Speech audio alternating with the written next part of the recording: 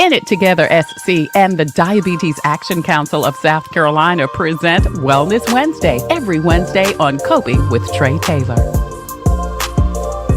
Coping.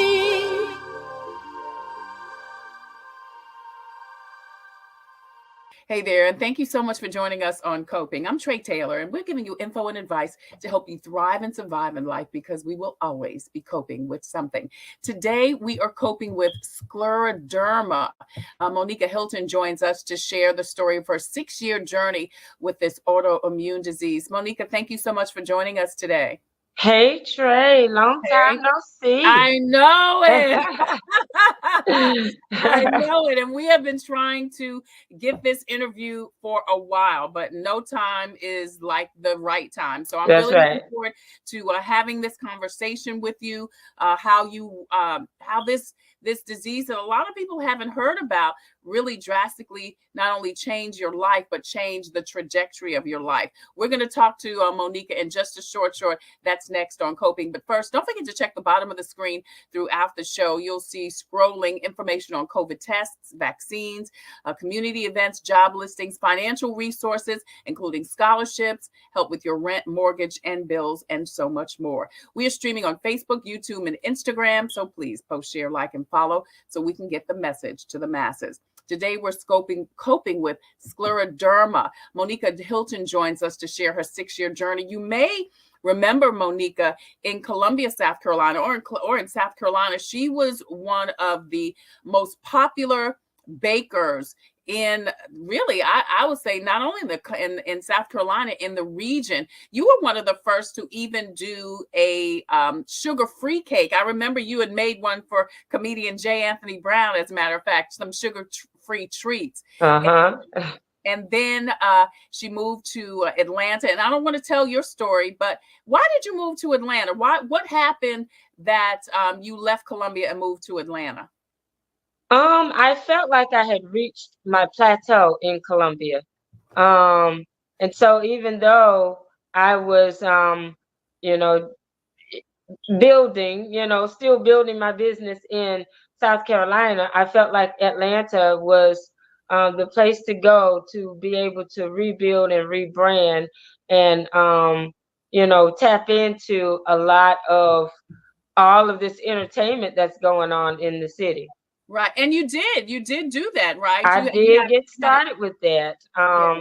In fact, I achieved some of the major goals that I had set for myself. And then when that happened, man, scleroderma showed up. So Monika, what is scleroderma? Scleroderma means the hardening or tightening of the skin. But to kind of explain it in layman's terms, it's an overproduction of collagen.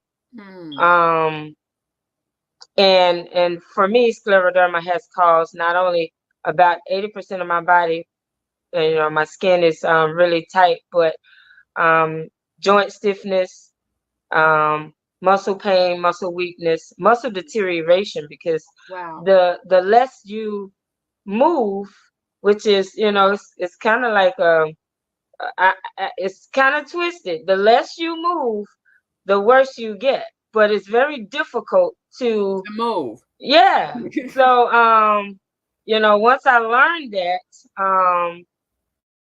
and started taking a turn for the worse, my doctors were telling me things that it just sounded like something I didn't want to hear. You have to move. You have to stay active. You have to be consistent with your physical therapy. But in doing that, which is hard when you're stiff. Exactly. How did you find out you had it? Is it one of those things that it's hereditary? It's not hereditary. However, it is like a travel gene that can bounce around.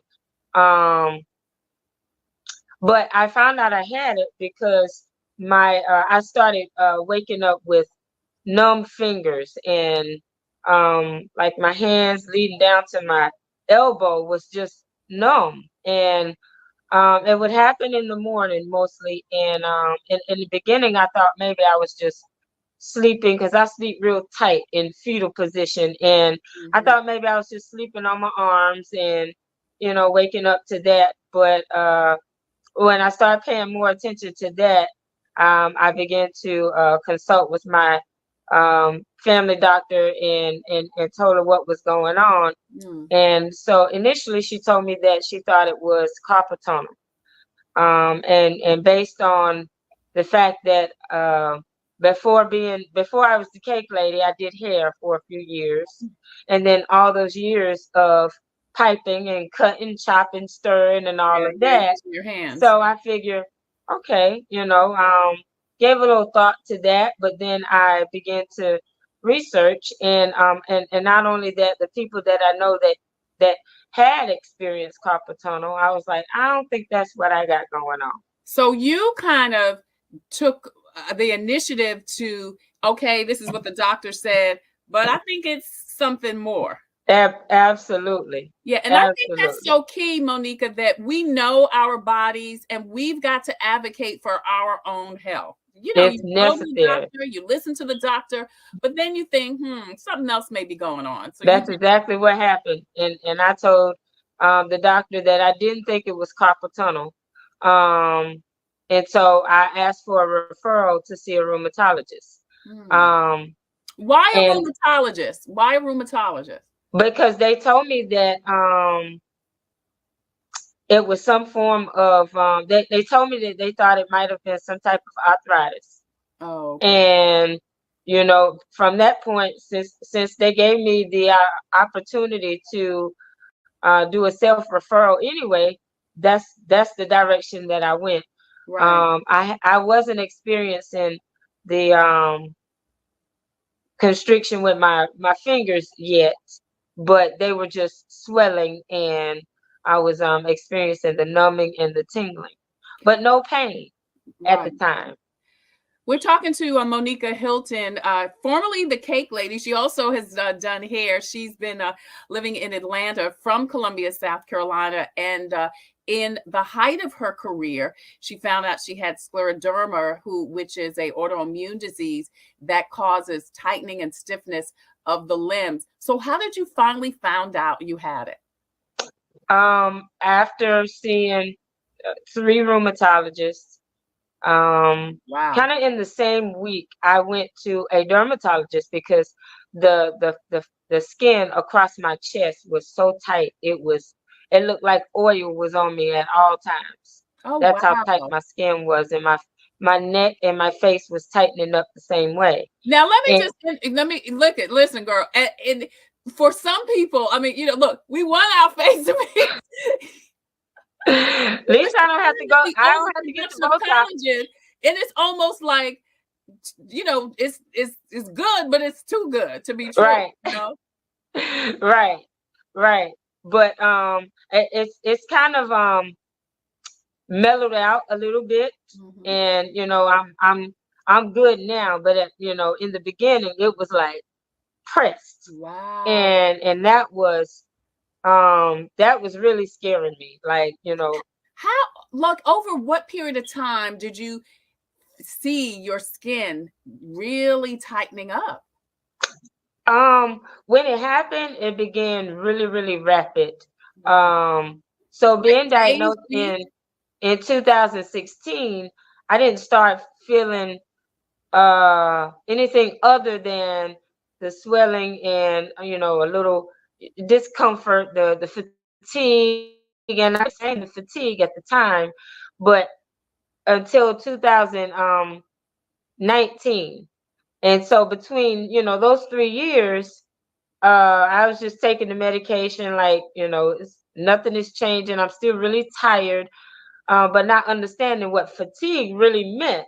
And then in 2019, I began to develop the crooked fingers, and and my arms began to tighten because they're so tight that you can't stretch them out. Right. That's exactly what's happening.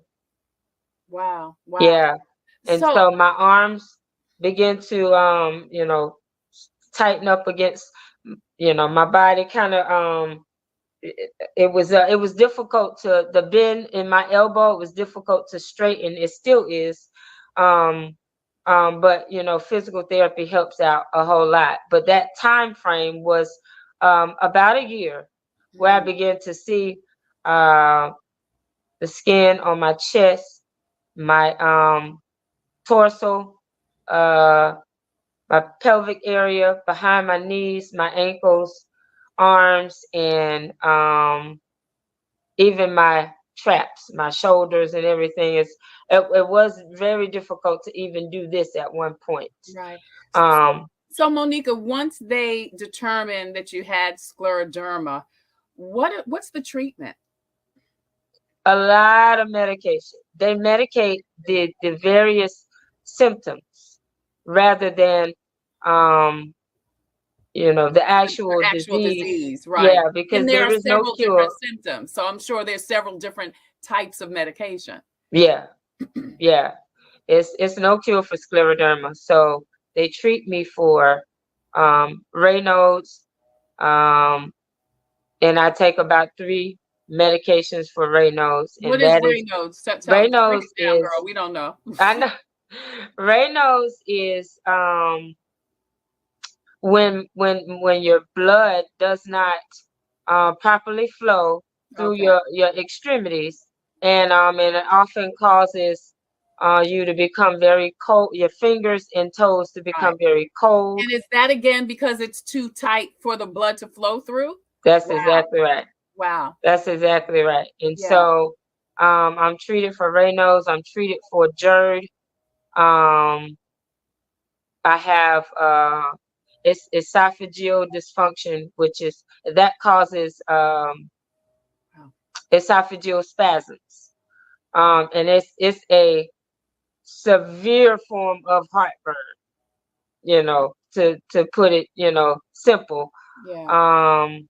My digestive system is pretty bad because of the tightening going on and stuff like that. So how much medication do you take on a daily basis, Monika? On a daily basis, I take about 27 pills. Wow. Almost 30 pills a day. Yeah. Yeah. Wow, which we are coping with scleroderma today. We're talking to Monika Hilton. She has been on this journey with scleroderma for 6 years. It is an autoimmune disease that causes the tightening of your skin, your limbs, joint stiffness, fatigue, as she said, potential organ failure, intestinal complications, and of course, chronic pain. So Monika, you were again, very highly sought after baker, moved to Atlanta. You're working in your field, doing a lot of celebrity stuff. This happens. What happens to your career? Oh, man. So, because you're not feeling your optimum. I mean, you can't. I mean, to bake, you've got to move your hands. You've got you have to. You need your hands. I think we take that for granted. That's right. People do. I did.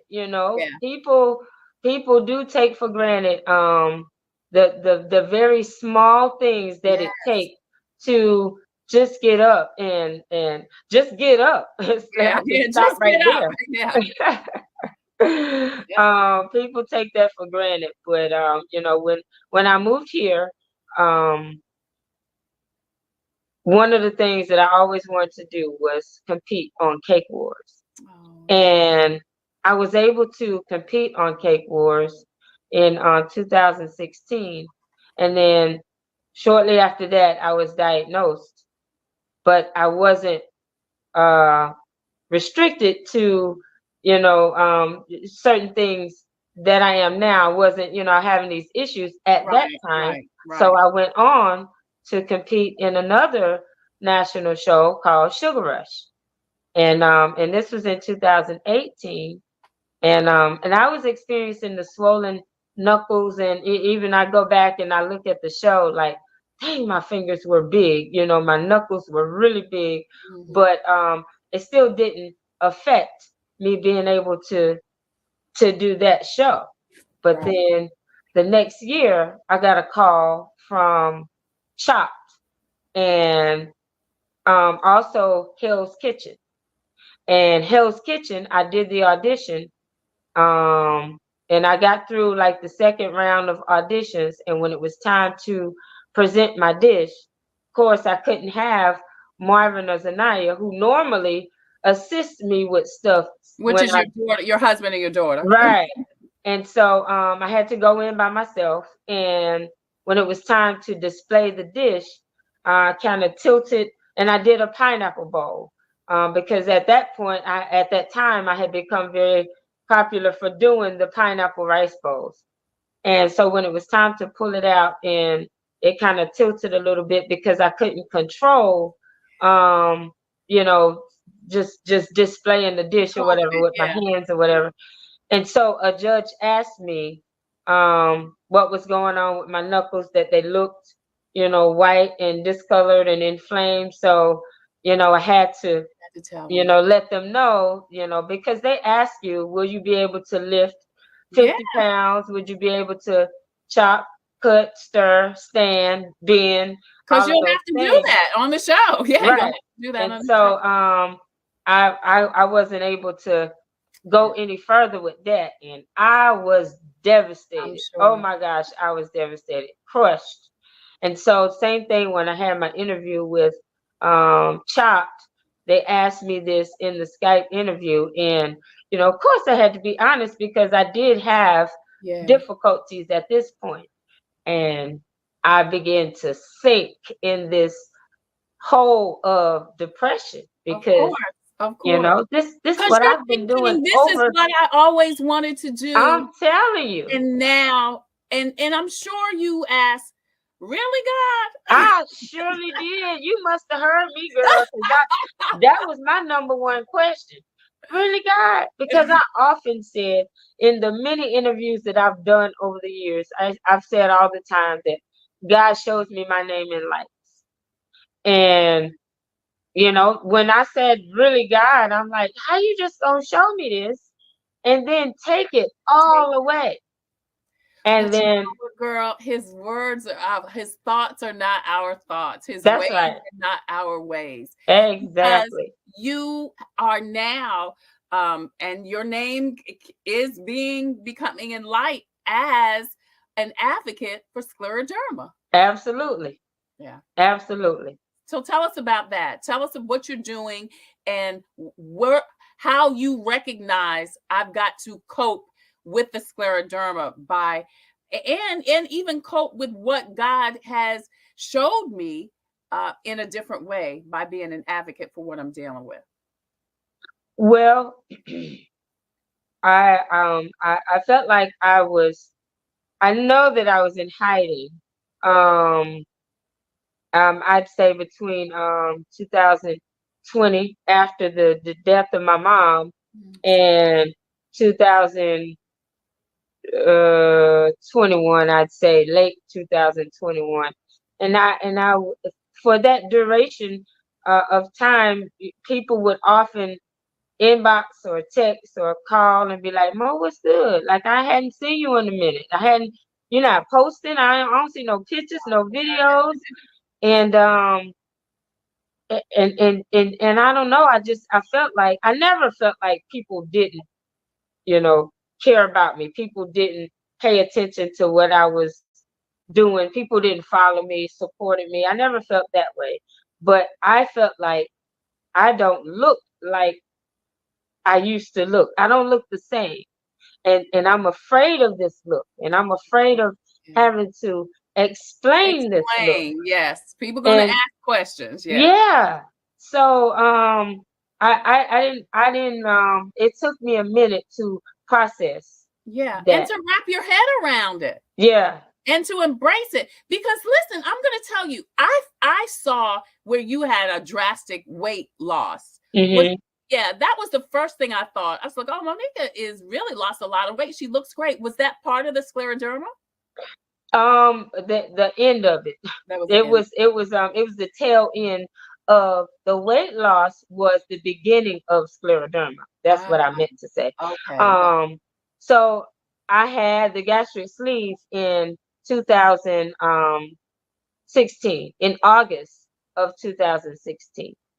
And in my advocacy, I'm a break a little bit. In my advocacy, I often ask when I go to these support groups and conferences about people who may have had some type of surgery, a major surgery, prior to their diagnosis. And I'm finding that people often say that they have had a major surgery, and they've been told that scleroderma was probably dormant in their body Really? until they woke it up with this major Oh, surgery. wow. Wow. And I had the gastric sleeve in August of 2016, and I was diagnosed in December of 2016.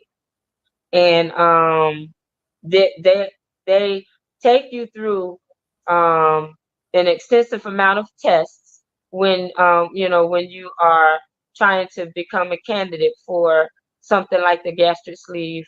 So there was blood work, there was stress tests or mental tests. They put you on a certain diet to check your liver and just different things. And the I forget what the name of the blood work for, to test your inflammation in your body or whatever. That wasn't a question. It didn't raise any concerns. So we jump right over that. But they do ask you, do you have family members that have you know these types of illnesses, what run in your family and stuff like Right, that. right, right. Scleroderma didn't come up. So I didn't have that to say to the doctors. Well, I got an aunt that died 40 years of scleroderma, Yeah, which yeah. is a fact. But my family did not acknowledge that I did have an aunt that died. Wow. So 40. you did have family history and you didn't know Yeah, about my mom's sister had scleroderma, and I think in 70, she died in 78. it. Wow. No. She died in 77. Right. And but Which they never makes the really talked case about it. for, yeah, and you said what I was going to say, which makes the case for we got to talk about these We things gotta talk in our about it. family, because you never know, you don't know, and these are important things. We're coping with scleroderma today. Monika Hilton joins us. She's sharing about her 6-year journey with the autoimmune disease that is hardens your skin and makes it difficult for you to move around. If you are just joining us, please hit the rewind button and find out more about scleroderma. Tell us about your advocacy now, what you're doing, and what you want people to know, and how people can contact you, Monika. Okay. Well, I've finished. I'm almost finished, but I'm finishing my second book, um, which is called I Decided.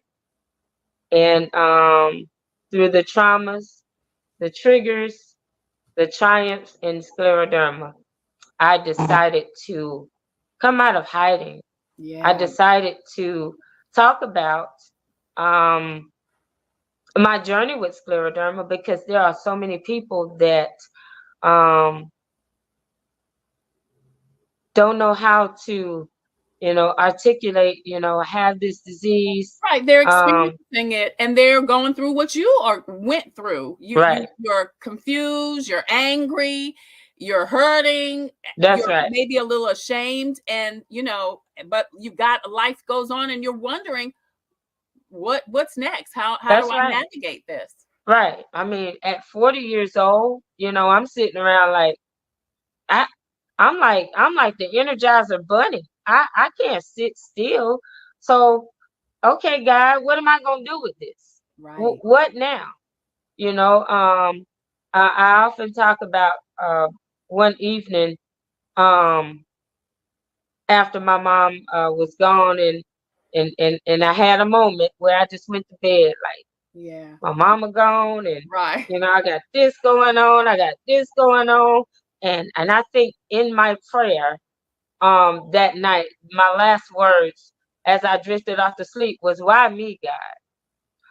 And when I woke up the next morning, my first words wasn't "Thank you, God." It was, "Why not me, God?" Not me. You know, it was a continuation of that prayer, waking up saying, "Why not me? Why can't I be the person that is, you know, talking about scleroderma, like whomever started breast cancer awareness started talking about breast Somebody cancer. got to do it. Somebody got to do it. Somebody got to do it.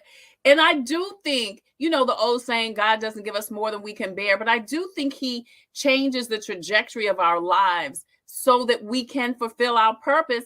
And listen, I think, and I hope you know, you wanted to do great things with your baking, and you did. You wanted to be on TV shows, and you were. And Yeah. now it's time for you to do something else. You know, our dreams and goals and wishes are not just one thing. God Right. wants us to do several things, you know. And I'm That's so right. glad you recognize this is another chapter. This is That's right. Where he can still show me my name in lights. That's right. That's right. That's right. Yeah, That's absolutely. that's I right. think it's important because you know, people the groups that I'm a part of, like the different Facebook pages and support groups and stuff like that, people like really, really um want to give up. I'm talking like Oh they yeah. say it. They actually take the time to type it. I don't want to be here anymore. Right, right. You know, It's got I'm to be hard. It's hard. man. I and that I wasn't there in that little dark room. I was not Right, there. right. Um, You were in a room, but it wasn't that dark. Yeah. yeah, So yeah. we can I wasn't empathize, I'm there. sure. Jeez, I never wanted to take my life. I wanted to, you know, take what God, you know, where God has put me and take that somewhere. You know what I'm saying? Take this story on the road, if anything. But I didn't want to take my life because Yeah. I got a lot to live for. Exactly. And And thank God you recognize that, Monika. absolutely. And thank God you're able to stand in the gap and motivate and encourage and inspire those who are there. Right. Because it wasn't easy. It wasn't Yeah. easy. It used Right. to You not had be to get so there. easy to even talk about it without breaking down and crying, like, you know what I'm saying? Or not talking about it at all. Right. It was levels to this. Yeah. Yeah. Yeah. And you're able. So tell me, what is the one thing you would say to someone who is dealing with scleroderma based on your journey and based on your encouraging people daily through this journey? Get up, girl. Educate yourself. Get up off that chair. Because I became a literal couch potato. And and it could be you know, two sides to that, because my husband and my daughter are super, super supportive, and like they did everything for me. Right. Everything. I'm talking about, even if there were days where I was so weak that I couldn't wash, he would literally do it for me. And Zanaya would have if Marvin wasn't here. You know what I'm saying? They Right. did Right. every single thing for me. Lined up my medication, put my clothes on, took my clothes off, whatever it And takes. I'm sure they encouraged you also, encouraged you, prayed for you, They lifted you up. absolutely Yeah. did. Yeah. But I allowed that to be a part of my routine Yes. so much that it became it hindered me from being motivated to do anything for myself. Right. Yeah. So when I decided, you got to do better than this, you gotta get up, you gotta, you know, you gotta exercise, you gotta Do your physical therapy. You got to eat right. You have, and that is key. Okay, so all of my life eating cake for it, any time that I wanted to eat cake or dessert or whatever, I am definitely still a fiend. But I absolutely know that that sugar exacerbates the inflammation. Yeah. And if you clean up your diet, you can reduce a lot of the issues that that any autoimmune disease causes. Because most diseases start in your gut, and if you are eating junk, your gut is not healthy, and it's going to spill out and cause other things to go on. Yeah, on the show on Wellness Wednesday, we talk a lot about the effects of, diabetes, heart disease, high blood pressure. And over the years, talking to so many medical professions, if there is one thing that is the common denominator with any disease, is what you eat. Absolutely. What you eat and don't eat, things that you do and don't eat, is the common denominator. And that old saying, you are what you eat, is so important. It's fine to have a little bit of dessert, but you've got to, and it's a potato chip, girl. That's my thing. Potato chips. But I can't eat them every day, all day. You got to eat some fruits, some vegetables. I don't eat meat, but I guess you got to eat a little bit of meat or whatever, So that is really the common thing. Please check out Monika. You can see her information on the screen. If you want more information about scleroderma, if you want her to come and speak to your event, or either motivate or encourage maybe a family member, she has a couple of books. You can see that information also, and also the website. Monika, thank you so much for thank you, and for sharing your story, and for continuing to learn how to cope with your situation. I mean, we, like the saying for the show says, the show's mantra is, we'll always be coping with something. So we're here to motivate, encourage, uplift, and inspire people that they can cope successfully. And you have done that, and we appreciate you so much. Thank you, Monika. Oh, yeah. Thank you so much for having me. Absolutely. We appreciate you.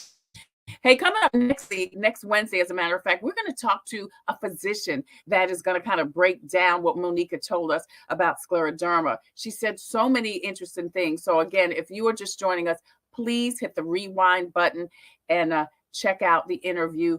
Talk to your family about what your family diseases and past is. And then again, of course, check us out next Wellness Wednesday when we talk more about scleroderma. I'm Tre Tailor. Coming up in just a short, your devotional, and then more on coping. Thanks for joining us. Hello, I'm Carolyn Sawyer, an entrepreneur and caregiver. Part of taking care of your health is knowing if you're at risk of type 2 diabetes. Prediabetes is serious and puts you at risk for developing type 2 diabetes. Up to 90% of South Carolinians who have it don't know they have it.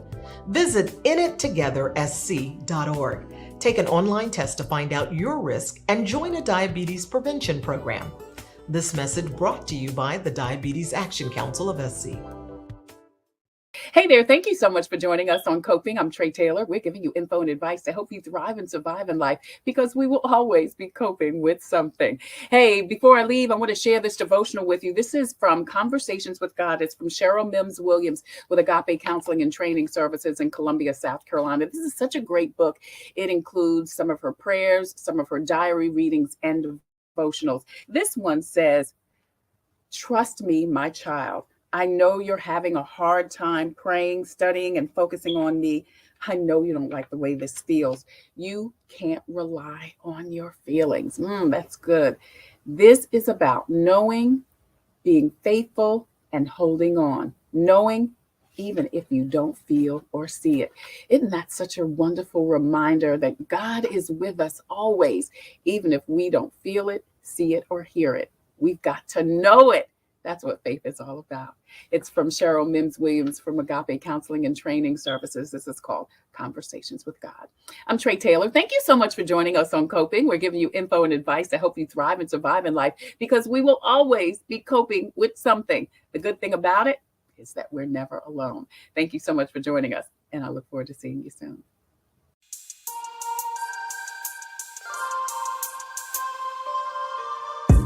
Coping, find peace of mind to survive through whatever.